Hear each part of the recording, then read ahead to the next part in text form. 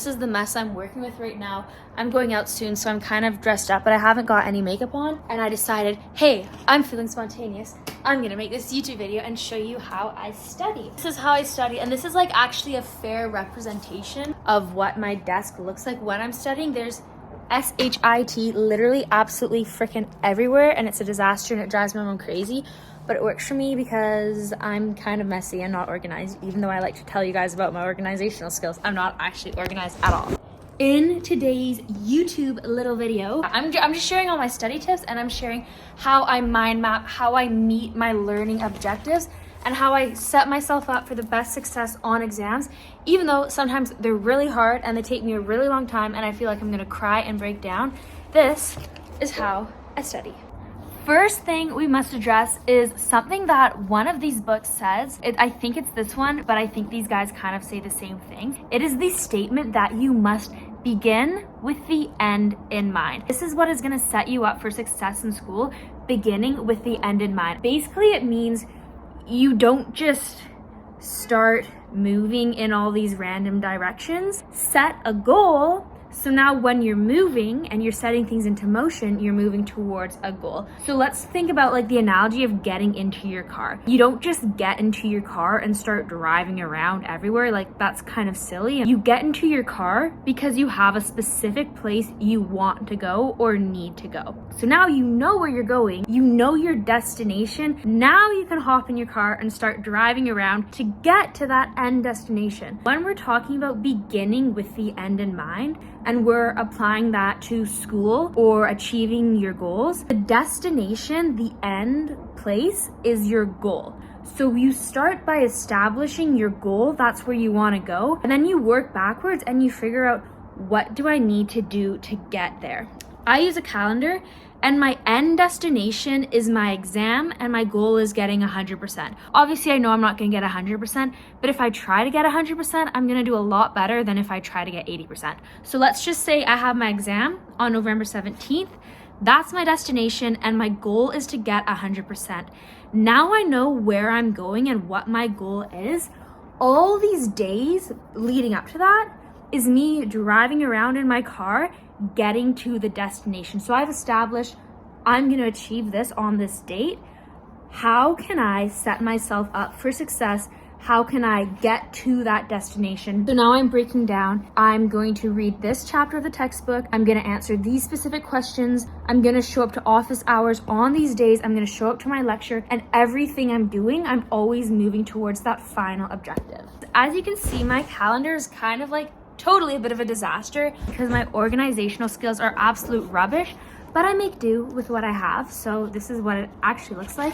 And here's my number 2 study tip, because I don't even know what I'm talking about right now. Number 2 study tip, color. Like literally color the living daylights out of everything and make yourself mind maps. So these are my mind maps for biology, and what I do, I show up to class, of course, because I'm a good human and I actually go to my lectures. Also re-watch the lectures at home, and that when I'm re-watching the lecture, I make my mind maps. When I'm actually like in school, in the live class, in my lecture, my notes are like disgusting. Look how messy that is. Then when I get home or like on the bus ride home, I actually have to make sense of it all, and then I put it into a more organized and orderly format. So we go from this complete bombs area disaster mess case of my rough draft notes to my nice, neat, and tidy notes that I'm like actually pretty proud of. And then we're watching the lecture again the next day or 2 days later or on that weekend, and we're coloring like a 7-year-old, except it's actually educational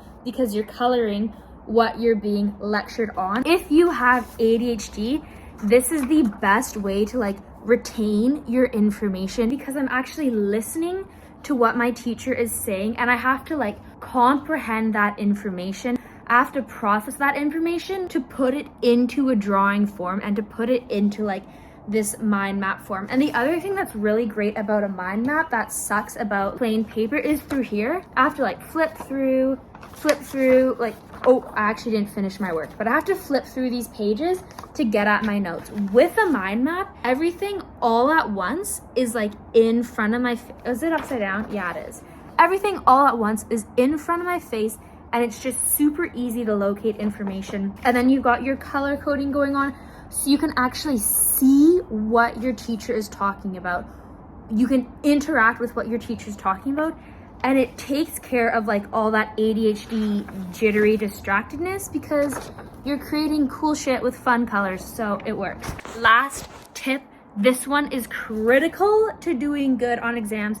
If you're not gonna listen to any of my study tips, which is totally fine, I understand why you wouldn't, because I've just shown you how messy I actually am. Do your practice exams. If your teacher is providing you with practice exams, do them. Like, why wouldn't you? Your teacher is literally saying, I'm gonna give you guys last year's exam, and I'm gonna give you guys the answer key to last year's exams. Like, hello, if you want to do good on your exam and your teacher is saying, here's last year's exam for you to practice on, literally do it. And like highlight what you get confused with and take that to office hours. Like, you can literally ask your teacher in office hours how you're doing, and they're gonna give you feedback to set you up for success. So take advantage of that. Take advantage of office hours, take advantage of the extra resources your teachers give you, and use colors. Like, color everything. Make it look so rainbow freaking colored. Make your stuff look like the Pride Parade, and bring a highlighter to your exam. So when you're reading your questions,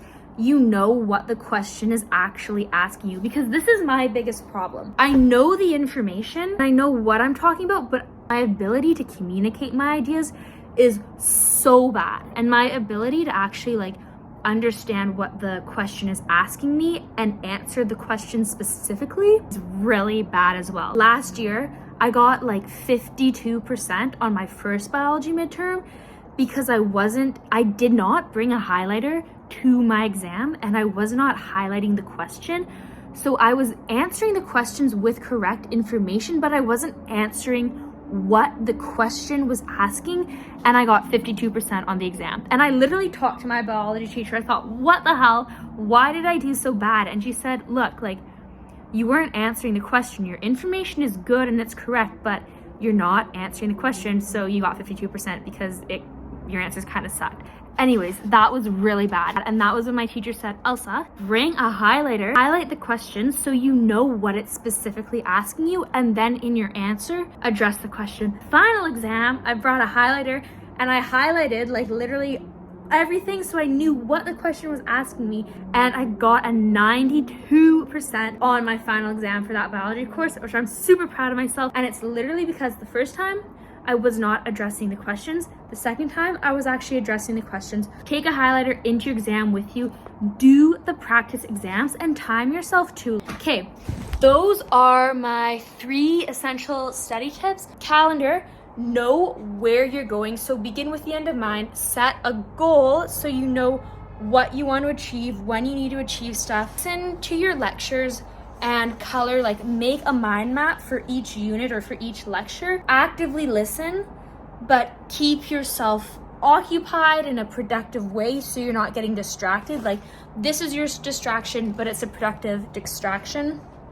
I don't know what other words I accidentally said. I'm like losing my ability to speak right now. I feel like I'm making myself have to talk really fast to make a YouTube video, and I'm like not even able to communicate properly. Lastly, do your practice exams, because like literally that's an exam and you're about to take an exam. So do the practice exam. Okay, goodbye everybody. I hope you liked this video. If you didn't, I'm really sorry. I'll try to make it better next time. And if you want more ADHD study tips and you want to know what I eat for my brain, go to my YouTube channel, check out all that stuff. And I have a freebie on my website called Brain Health Cheat Sheet. So go to my website, nutritionbyelsa.com, and check out the Brain Health Cheat Sheet. And I hope you all have a good day. Okay, goodbye.